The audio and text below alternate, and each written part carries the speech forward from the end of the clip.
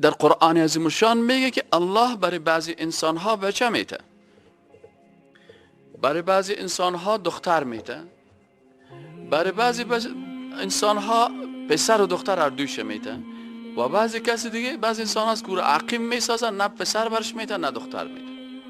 الله خالق است. چقدر مردم است که خودش به نام ملا و به نام شیخ و به نام سید و به نام آقا صاحب و به نام پیر صاحب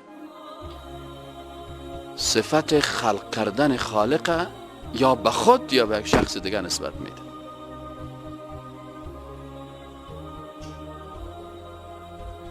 یک تعویض میتمد که بچه دختر شود، یک تعویض میتمد که دخترت بچه شود،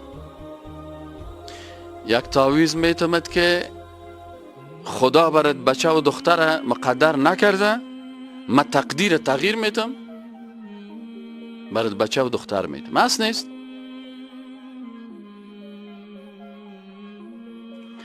ایوازی که مثل و سلام علی المرسلین وقتی چرا گفته شده؟ به خاطر ازی که پیغمبر میفهمید که من بچه و دختر خودم برای خود داده نمیتونم. ابراهیم علیه السلام ریش سفید میشه، ملائکه پیشش میان، باز او برش خبر میده که خدا تو را بچه میده. خانم ابراهیم علیه السلام فسکت در روی خود کت سیلی میدنه که دی پس پیری من صاحب اولاد میشم.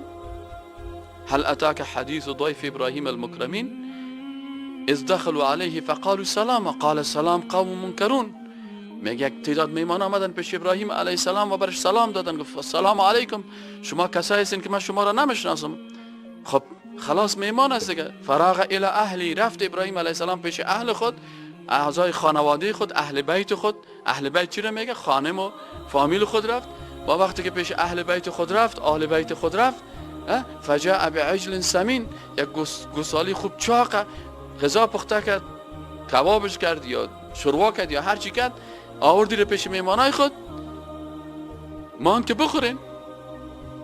دید که میمانا نمیخورن. ابراهیم علیه السلام ترسید.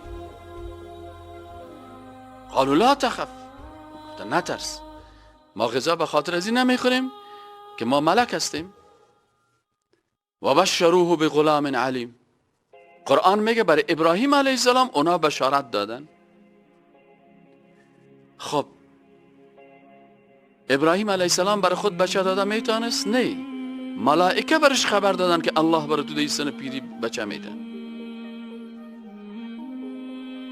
و سلام علی المرسلین که در قرآن میگه علتش اینمی است که پیغمبر ادب با خالق میشناسه. و غضب خدا سر یهود و نصارا به خاطر از این نازل شد که یهود بی ادبی در مقابل خالق میکردن و یهود به خاطر از این در لعنت خدا گرفتار شدن که خود عالم میگرفتن، خود شیخ میگرفتن، بزرگ میگرفتن، لکن در مقابل خالق بی ادب بودن.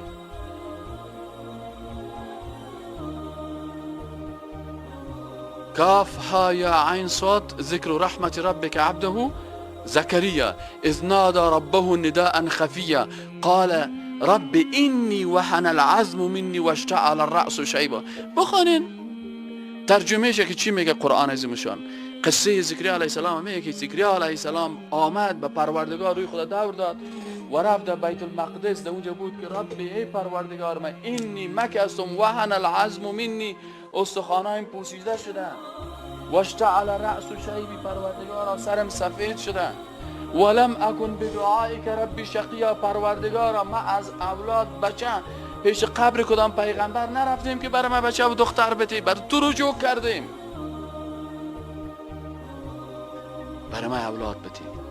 باز الله برش میگه که ما به یحیی علیه السلام تو را بشارت میده. این از عقیده قرآن که انسان اگر اولاد میخواه از خالق بخواه. اما امروز چقدر مردم است، شما برین یک روز چهارشنبه در شاهد شمشیره که چقدر زنا از طوقهای زیارت بچه میخواه.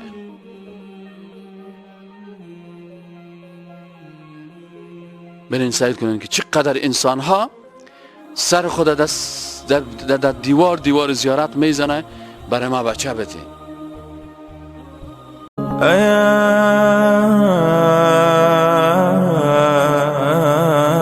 النار